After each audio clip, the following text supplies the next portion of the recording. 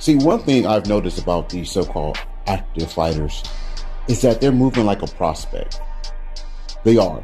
I can understand if these active fighters were fighting solid competition 4 or 5 times a year. That would be impressive. But the reality is that they're not fighting solid competition. And Junto Nakatani is celebrated for fighting 3 to 4 times a year against lower level competition. He hasn't really beaten anyone throughout his career that will make us say, hey, this guy just dominated an elite fighter. He's never fought someone that is on an elite level. Devin has.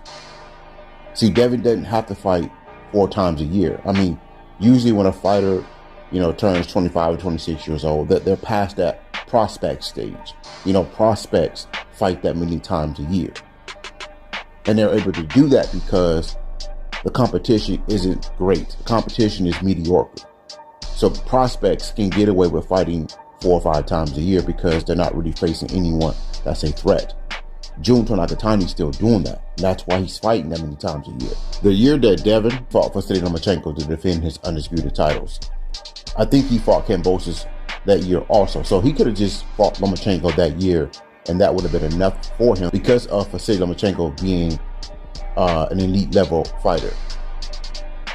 So a lot of people need to understand this, and this is why I'm doing these videos. People love to brag about certain fighters fighting up 4 or 5 times a year, and also rank them on the pound for pound list for that. They say, because they're active, they should be ranked on the pound for pound list. This is why the Kenshiros of the world, the Juntos of the world are on the pound for pound list, based on activity. What good is being active as a prize fighter when the competition isn't great? Fighters are who they beat, correct?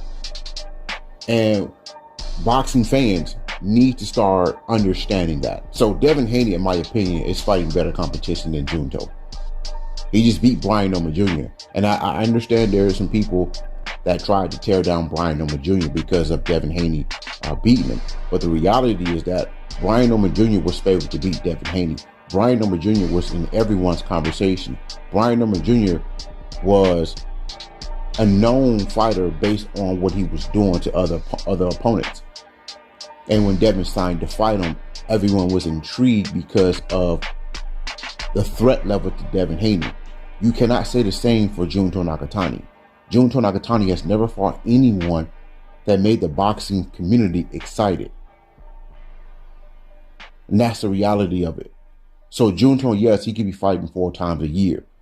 But against who? Weak level competition.